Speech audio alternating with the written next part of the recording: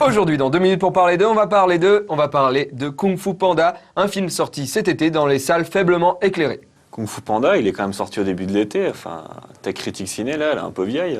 Oui, mais en fait, non. En fait, je veux pas parler du film Kung Fu Panda qui est bien au demeurant, mais plus précisément de l'animal, le panda. Le panda, c'est bon.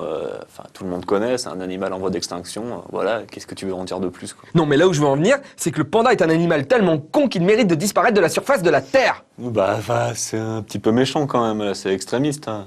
Non mais attends, le panda, c'est quand même l'animal qui à la base est carnivore et qui a décidé au fil des siècles, comme ça, de devenir végétarien. Oui, bah c'est bon, on va pas le tuer pour ça. Je veux dire, il y a des humains qui font pareil, ils sont carnivores à la base et ils deviennent végétariens après, on les flingue pas pour autant, quoi. Oui, mais il le digère pas. Il bouffe du bambou, mais il le digère pas. Il met 8 heures à essayer de digérer ce truc et il y arrive pas, il est obligé de bouffer tout le temps. Oui, mais on va pas tuer tous les gens qui ont des problèmes de digestion. Ouais, ok, je te l'accorde ça. Mais, à ton avis, le panda, c'est de quelle famille d'animaux le panda, comme ça? Ouais, de la famille des ours. Eh ben non. Dans la classification taxonomique, le panda est plus proche du raton laveur. Le panda, c'est un putain de gros raton laveur. Le panda est inadapté à la vie. Le panda communique par l'urine. Ah oui, d'accord, madame, je veux bien aller boire un verre avec vous. Monsieur, pardon. La meuf panda ovule 1 fois par an. 1 fois.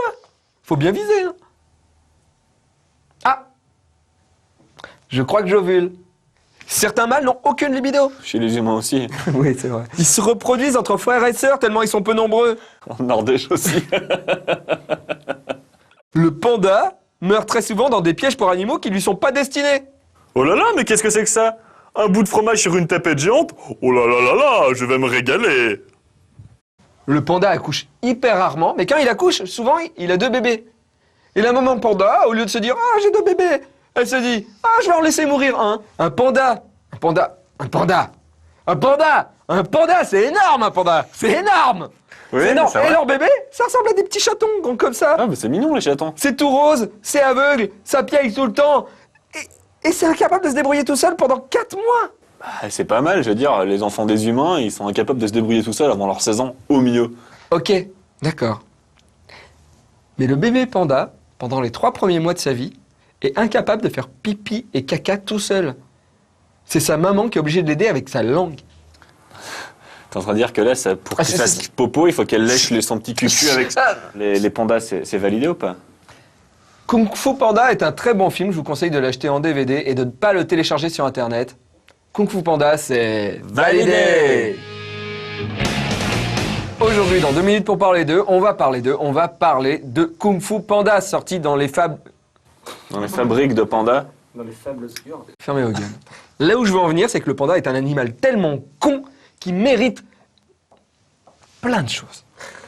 Non, mais là où je veux en venir, c'est que le panda est un animal tellement con qu'il mérite de disparaître du...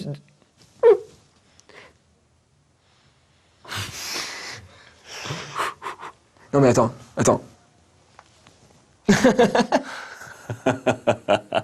Pandi, panda, petit ourson de Chine, pandi, panda. Crève! Tu vis dans l'Himalaya. Crève!